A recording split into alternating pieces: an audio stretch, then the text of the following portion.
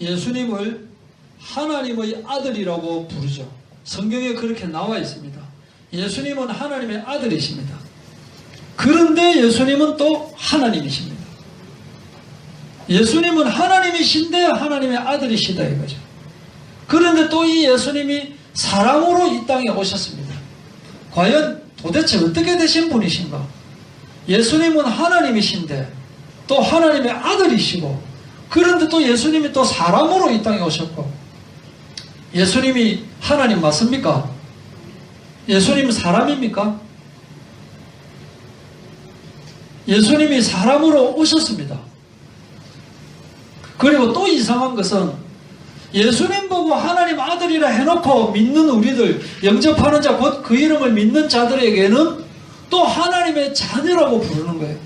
예수님도 하나님의 아들인데 또 우리 믿는 자를 또 하나님 자녀라 하고, 그러면 예수님도 하나님 아들이고 우리도 하나님 자녀면 예수님하고 우리하고 형제 자매 지간이 되는 것인가? 이게 이제 헷갈릴 수가 있어요. 그리고 하나님의 아들이신 예수님은 도대체 어떠한 삶을 사셨는가? 하나님의 아들이신 예수님. 그러면 우리는 하나님의 자녀이기 때문에 또 어떤 삶을 살게 되어 있는가? 이것을 한번 우리가 알아봐야 되겠습니다. 예수님은 하나님의 아들 맞죠? 아들 맞습니다. 성부 하나님이 계십니다. 또 성자 하나님이 계십니다. 성자 하나님이 바로 예수님이십니다. 그리고 성령 하나님이 있습니다. 성령 하나님은 성령입니다. 이렇게 성부 하나님이 계시고 성자 하나님도 계시고 성령 하나님도 계시는데, 예수님은 성자 하나님이시다. 그럼 성자 하나님은 성부 하나님보다 등급이 낮은 것인가? 계급이 하위 계급이냐? 라고 의문이 들 수가 있습니다. 하나님은 주인이고 예수님은 종이냐? 라고 의문이 들 수가 있는 거예요. 교회사적으로 이렇게 예수님을 하나님의 피조물이라고 가르치는 그런 교파가 있었습니다. 지금도 있습니다. 뭐 여호와의 증인이라든가 이런 데는 예수님을 하나님의 피조물로 그렇게, 또 어떤 교파는 원래 예수님은 하나님으로 났다가 신성이 부여된 그런 분이다, 뭐 이렇게 설명하고 있는 것도 있습니다. 그런데 자, 성경을 봅시다. 에베소서 여기 보면은 6절에 그의 은혜의 영광을 찬송하게 하려는 것이라 하고 나옵니다. 또 12절에 그의 영광에 찬송이 되게 하려 하심이라, 찬송이 되게 하려 하심이라 나옵니다. 또 14절에 그의 영광을 찬송하게 하려 하심이라, 이렇게 찬송하게 하려 하심이라, 찬송이 되게 하려 하심이라, 찬송하게 하려는 것이라, 이렇게 나오고 있어요. 이게 딱딱 구분이 되어 있어요. 요 윗부분은 뭐냐? 성부 하나님에 대한 설명입니다. 이 부분은 뭐냐? 성자 하나님에 대한 설명입니다. 요 밑부분은 뭐냐? 성령 하나님에 대한 설명입니다. 그래서 성부 하나님은 어떤 분이냐? 찬송하리로다 하나님 곧 우리 주 예수 그리스도의 아버지께서 무엇을 하셨느냐? 창세전에 그리스도 안에서 우리를 택하셨습니다. 택하시고 우리로 사랑 안에서 그 앞에 거룩하고 흠이 없게 하시려고 그 기쁘신 뜻대로 우리를 예정하셨습니다. 선택하시고 예정하시고, 그래서 예수 그리스도로 말미암아 우리를 자기의 아들들이 되게 하신 것입니다. 이렇게 성부 하나님은 계획을 하신 분이시다 이거죠. 예정하신 분이시다 이거죠. 창세전에 계획하고 섭리하신 분이 바로 성부 하나님이시다 이거죠. 그러면 성자 하나님은 어떤 분이시냐? 7절부터 12절에 나오고 있습니다. 7절에 그 피로 말미암아, 예수 그리스도의 피로 말미암아 우리가 속량 곧 죄사함을 받은 것입니다. 그리고 10절에 보시면 하늘에 있는 것이나 땅에 있는 것이 다 그리스도 안에서 통일이 되게 되어 있는, 그리스도 안에서, 그리스도 안에서. 그래서 1장 12절에 우리가 그리스도 안에서 전부터 바라던 그의 영광에 찬송이 되게 하려 하심이라. 하나님의 계획을 이 땅에 오셔서 실천하신 분이 바로 예수님이시다. 하나님의 계획을 실천하신 분이 예수님이시다. 성령 하나님은 누구냐? 1장 13절 14절 보면 그 안에서 너희도 진리의 말씀 곧 너희의 구원의 복음을 듣고 그 안에서 또한 믿어 약속의 성령으로 인치심을 받았으니. 인치심, 인치시다. 도장 찍는 거예요. 도장 찍었다. 너 찍었다. 너 하나님의 아들이다. 너 하나님의 자녀다 하고 딱 찍었다. 이렇게 우리에게 적용하시는 분이시다. 너는 내 것이다 하고 적용하고 인도하시는 분이 바로 성령 하나님이시다. 이렇게 성부 하나님이 계시고 성자 하나님이 계시고 성령 하나님이 계시는데, 성부 하나님은 우리 구원을 계획하셔서 창세전에 선택하고 예정하신 분이시고, 성자 하나님은 그 성부 하나님의 계획을 따라서 이 땅에 사람으로 오셔서 성부 하나님의 계획을 실천하신 예수님이시다. 이거죠. 하나님, 성부 하나님의 계획대로 오셔서 십자가에 죽으심으로 성부 하나님의 계획을 실천하신 성자 하나님이시고, 성령 하나님은 이 사실을 성령이 아니면 우리가 알 수가 없어요. 성령이 아니면 우리가 그걸 믿을 수가 없어요. 이것을 우리에게 알려주시고 우리의 삶 속에 적용하시는 분이 바로 성령 하나님이시다. 이렇게 성부 하나님, 성자 하나님, 성령 하나님은 표현상 이렇게 부르신 겁니다. 왜 하필이면 하나님 아버지, 또 하나님 아들, 또 성령 이렇게 표현하느냐? 계획을 세웠으니까 아버지라고 부르는 겁니다. 그것을 실천하니까 하나님의 아들이라고 부르는 거예요. 그걸 적용하니까 성령이라고 그렇게 호칭을 그렇게 부른 거예요. 혈연 관계가 아닌 거예요. 혈연 관계로 낳은 그 관계가 아니라는 거예요. 그런데도 혈연 관계처럼 보이는 것은 뭐냐? 우리에게 이렇게 본을 보이신 거예요. 본을 보이신 거예요. 예수님께서 본을 보이신 거예요. 하나님의 아들이라는 이 표현이 성부 하나님보다 좀 모자란다거나 뭐 계급이 낮다든가 피조물이라든가 그게 아니에요. 역할이 하나님의 아들의 역할을 맡은 거다.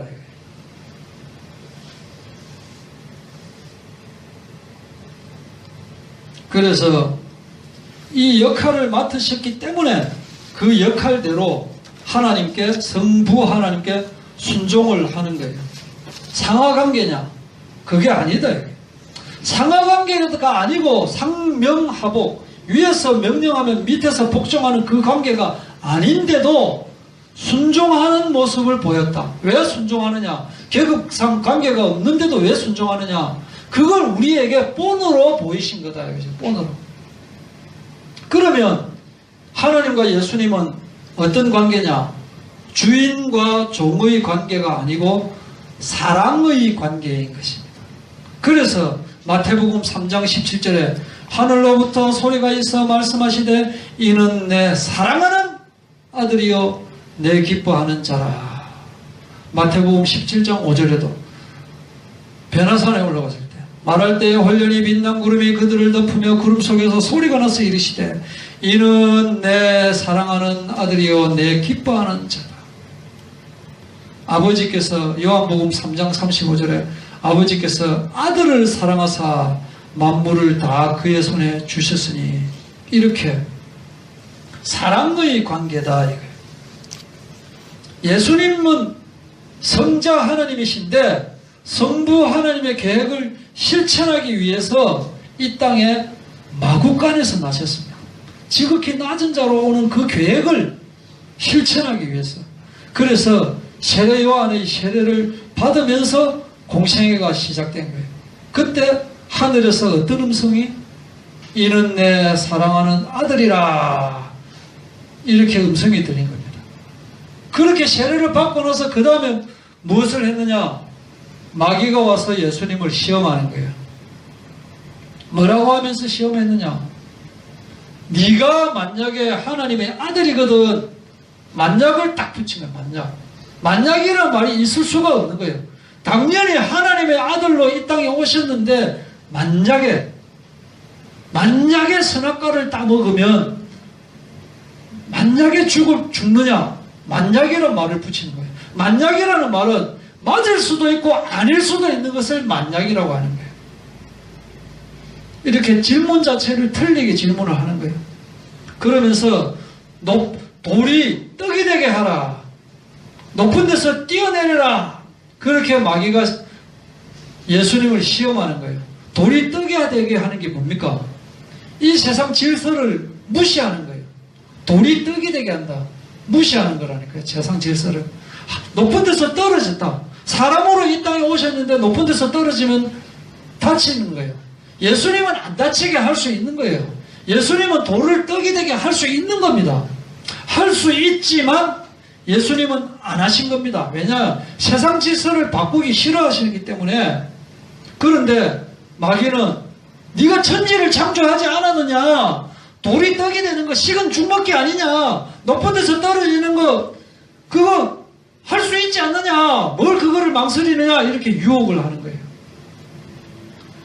이 땅에 사는 사람들은 어떤 지위에 오르면 정당하지 않는 방법으로 금전을 획득하려고 하고 기존 룰을 어기고 자기 자식을 좋은 대학에 보내고 자기 자식을 좋은 데 취직시키고 또 이 사람 인사 정책 이런 것을 마음대로 뒤바꾸고 그런 모습을 보입니다. 이 세상 사람들은 어쩔 수가 없어요. 완장 채워주면은 자기 마음대로 이렇게 되어지는 거예요. 그런 자리에 가면 지 마음대로 쓰고 싶은 거예요. 그러면서도 양심도 없고 죄책감도 없고 눈에 비는 것도 없어요. 그게 뭐냐? 마귀가 요구하는 모습인 거예요. 과연 이게 마귀가 요구하는 모습이냐? 성령이 인도하는 모습이냐라는 것을 딱 보면 알 수 있잖아요. 돌이 떡이 되게 하고 높은 데서 뛰내리고 할 수 있는 겁니다. 슈퍼맨처럼. 이것을 요구하는 사람들이 어떤 사람이냐? 성경에 사도행전 8장에 보면은 시몬이라고 하는 마술사가 가만히 보니까 이 하나님의 사도들이 안수하고 막 그렇게 하니까 자기도 돈으로 안수하는 능력을 사려고 하잖아요. 그러다가 완전 혼쭐이 나잖아요. 또 사도행전 19장에도 마술하는 유대인들이 막 예수 이름으로 병도 낫고 그렇게 하니까 자기도 그렇게 자기도 예수 이름으로 막 이렇게 행하려고 하다가 예수도 알고 바울도 아는데 너 누구냐? 혼쭐이 나잖아요. 이렇게 뭔가 자꾸 어떤 능력을 가지려고 하는, 예수를 믿으면서 어떤 능력으로 어떻게 하려고 하는 것, 이거는 마귀 사탄의 방식이지 절대로 하나님의 방식이 아닙니다. 그래서 예수님은 일관되게 대답을 하시는 거예요. 기록되었으되 자기 뜻대로 하는 것이 아니고 하나님의 언약대로 실천하시는 거예요. 하나님의 언약대로 하시기 위해서 사람으로 이 땅에 오시고 하나님의 언약대로 십자가의 고통과 그 죽으심을 실천하시는 거예요. 예수님은 고난당하지 않을 수 있습니다. 비난당하지 않고도 권력을 차지하고 능력을 발휘해서 사람들을 끌어모을 수 있는 거예요. 그렇지만은 철저하게 성부 하나님의 계획을 따라서 언약을 따라서 움직이신 것입니다. 반면 사탄은 하나님의 이 질서를 깨트리려고 하는 방식을 택하는 겁니다. 어떻게 해서든 깨트리게, 어기게. 그래서 자기를 따르도록 하는 게 사탄의 방식이다 이거죠.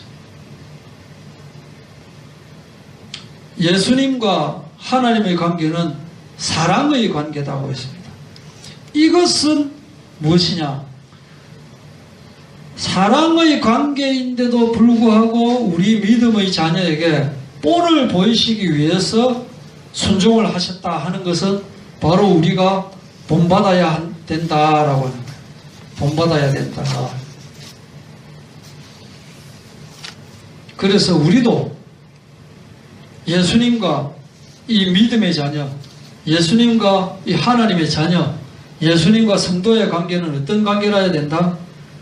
성부 하나님과 성자 하나님이 사랑의 관계인 것처럼 믿음의 자녀들도 예수님과는 사랑의 관계를 맺어야 되는 거예요. 그래서 사랑의 관계 속에서 순종의 역할을 하면서 살아야 되는 거예요. 관계는 어떤 관계냐? 사랑의 관계인 거예요. 역할은 어떤 역할이냐? 순종의 역할을 하는 거다 이거예요. 요한복음 15장 9절에 아버지께서 나를 사랑하신 것 같이 나도 너희를 사랑하였으니 나의 사랑 안에 거하라. 사랑의 관계다 이거예요. 내가 아버지의 계명을 지켜 그의 사랑 안에 거하는 것 같이 너희도 내 계명을 지키면 내 사랑 안에 거하리라. 사랑 안에 거한다. 참 기묘하신 분이십니다. 우리를 구원하시면서 어떻게 구원하시느냐? 우리 속으로 들어오시는 분이시다. 이런 타 종교는 그런 게 없습니다. 타 종교는 너희들 이렇게 해라 저렇게 해라 막 가르치는 것이지 우리 속으로 들어오시는 신은 없어요. 우리 속으로 들어오시는 분이시고 옮겨주시는 분이시요. 흑암에 있는 것을 빛으로 옮기시는 것이요. 우상 속에 빠져있는 것을 하나님의 세계로 옮기시는 분이시다. 옛 사람으로 있던 것을 새 사람으로 옮겨주시는 분이시다. 마귀 자녀로 있던 것을 하나님 자녀로 옮겨주시는 분이시다. 그리고 너희는 이렇게 해라 저렇게 해라 그렇게 하는 것이 아니고 직접 십자가에 죽으시는 분이시다. 정말 신기한 분. 그럼에도 불구하고 백성들이 떠나갔는데 화목으로 연합으로 우리에게 원수된 자에게 사랑의 손을 내미시는 이러한 방법을 택하신 것이죠. 심지어 사랑하는 아들을 우리에게 주시기까지 하는 이 방법으로 우리를 구원하여 주시는 거예요. 그리고 우리를 자녀 삼아 주신 거예요. 자녀. 그래서 하나님이 우리 아버지가 되는 거예요. 우리가 하나님을 아버지라고 부를 수가 있는 거예요. 그리고 또한 이 예수님과 친구가 되어주는 거예요. 어떻게 신과 그 신을 믿는 사람이 친구 관계가 될 수 있어요? 그건 말이 안 되는 거예요. 상식적으로 말이 안 되지만은 하나님은 기묘하신 분이시기 때문에 우리를 구원하시는 방법으로 우리가 예수님을 영접하면 하나님의 자녀가 되고 하나님의 자녀가 되니까 하나님을 아버지라고 부를 수 있는 겁니다. 예수님도 하나님을 아버지라고 부르고 우리도 하나님을 아버지라고 부르는데 예수님은 누구냐? 하나님의 독생자, 친자의 역할을 맡은 거예요. 근데 우리는 누구냐? 양자가 된 거예요. 양자. 그래서 친자이신 예수님과 우리가 친구 사이가 될 수 있는 거예요. 그래서 너희는 내가 명하는 대로 행하면 곧 나의 친구라. 사람이 친구를 위하여 자기 목숨을 버리면 이보다 더 큰 사랑이 없나니 이제부터는 너희를 종이라 하지 아니하리니 종은 주인이 하는 것을 알지 못함이라. 너희를 친구라 하였노니 내가 내 아버지께 들은 것을 다 너희에게 알게 하였음이라. 이렇게 친구 삼아줘. 세상 친구는 싸우고 배반하고 편가르고 찢어지고 때 되면 또 원수가 되는 것이 세상 친구지만은 예수님은 우리와 영원히 변치 않으시는 친구 되시는 분이시다. 하나님의 자녀는 세상 사람들하고는 다릅니다. 소속이 다르고 신분이 다르고 영적인 상태가 다르기 때문에 마음 생각도 완전히 다른 거예요. 세상 사람들은 뭐 어떻게 뭘 차지하면 정치적으로 뭘 하려고 하고 목적을 위해서 정당하지 않는 방법을 막 쓰는 겁니다. 이 세상 방법을 동원하니까 교회에서도 세상 사람처럼 욕심내고 잔머리 쓰고 자기 이름 남기려고 하고, 그렇게 하면 주님이 좋아하시겠습니까? 이 세상 살면서 주님께서 좋아하시는 일만 하고 살려고도 해도 시간이 모자라는 판에 좋아하지 않는 것을 하려고 하면은 주님께서 좋아하시겠느냐 이거예요. 조금만 더 보겠습니다. 양자, 로마서 8장 15절에 너희는 다시 무서워하는 종의 영을 받지 아니하고 양자의 영을 받았으므로 우리가 아빠 아버지라고 부르짖느니라. 하나님에게 뭐라고요? 아빠 아버지라고 부를 수가 있는 거예요. 갈라디아서 4장 6절 너희가 아들임으로 하나님이 그 아들의 영을 우리 마음 가운데 보내서 우리 마음 가운데 아들의 영을 가지고 있는 거예요. 그래서 아빠 아버지라고 부를 수가 있는 거예요. 양자, 양자가 뭡니까? 양자의 사전적인 뜻은 혈연 관계가 아닌 자를 데려다가 키울 때 그 양자로 오는 것, 그걸 양자라고 부르는 겁니다. 이 양자가 기를 양자입니다. 양자를 자세히 보면은 양양자 밑에 먹을 식자가 딱 되어 있어요. 양자를 딱 보면은 이 양자는 뭐냐? 목자가 양을 끝까지 책임지는 그 모습을 보여주는 거예요. 그런데 이게 한국에서는 개도 입양하고 사람도 입양하고 뭐 물고기도 입양하고 다 그냥 입양한다라고 하잖아요. 그냥 데려다 키우면 입양한다라고 하는데, 그런 유대에서 그 당시 이 시대에서 양자 개념은 그런 개념이 아니에요. 이 시대 당시의 양자의 개념은 뭐냐? 유대 시대에는 양자 개념 자체가 없어요. 유대 나라에서는 양자 개념 자체가 없고, 당시 로마에서는 양자를 딱 삼았다 하면 아버지가 가진 권리를 그대로 다 주는 거예요. 네로가 양자로 들어간 거예요. 그래서 왕이 된 거예요. 포콘 네로가.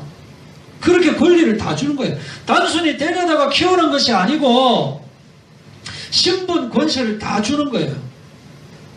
그래서 하나님께서 우리를 양자 삼으셨다 하는 것은 우리를 중간에 포기할 수가 없는 거예요. 하나님의 법 자체에 우리를 포기할 수가 없는 거예요.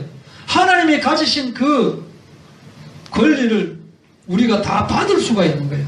그만큼 우리의 구원은 확실한 것이고, 그만큼 하나님의 법적 제도적인 안전장치에 의해서 우리는 반드시 새 하늘과 새 땅에 들어가게 되는 것입니다. 이것을 다른 표현으로 하자면 포도나무와 가지인 것입니다. 포도나무와 가지. 가지 스스로는 아무리 용을 써도 열매를 맺을 수가 없는데, 나무에 붙어 있으면 열매를 맺을 수 있다. 요한복음 14장 4절 내 안에 거하라 나도 너희 안에 거하리라. 가지가 포도나무에 붙어 있지 아니하면 스스로 열매를 맺을 수 없음같이 너희도 내 안에 있지 아니하면 그러하리라. 나는 포도나무요 너희는 가지라. 그가 내 안에 내가 그 안에 거하면 사람이 열매를 많이 맺나니 나를 떠나서는 너희가 아무것도 할 수 없음이라. 붙어 있어요. 그리스도인은 어떤 존재냐? 우리는 어떤 존재냐? 예수님과 붙어 있는 존재인 겁니다. 예수님과 떨어져 있으면 그리스도인이 아닌 겁니다. 딱 붙어 있는 존재예요. 그리스도인의 존재의 특성은 뭐냐? 예수님에게 붙어 있는 겁니다. 그래서 예수님이 우리 안에 들어오신 것입니다. 열매는 단지 그 결과입니다. 결과. 세상 사람들은 자꾸 그 사람의 외적인 성취물로 그 사람을 판단합니다. 몇 점 받았느냐, 어디서 왔느냐, 그 점수 때문에 사람들이 그 점수를 잘 받으려고 온갖 애를 쓰고 경쟁하고 남들하고 비교해가지고 열매가 좋으면 어깨가 으쓱으쓱 엄매 기사로 이렇게 하고 그 열매가 적으면 얼매 기주고 이렇게 하는데 하나님은 이렇게 순위를 나누고 등급을 매기고 하는 것을 말하는 것이 아닙니다. 숫자 노름 이것을 하나님은 원하지 않습니다. 이 숫자 노름이 뭐냐? 바로 인본주의다. 인본주의. 회개하라 천국이 가까웠느니라 하면 회개해야 되는데 천국이 어디에 있는지 관심을 가져버린다. 그건 하나님의 뜻이 아닌 것처럼 나는 참 포도나무요 너희는 가지라 라고 하면 가지가 포도나무에 붙어 있으려고 해야 되는데 포도나무에 붙어 있지도 않으면서 열매만 자꾸 맺으려고 하고 있는 거예요. 열매만.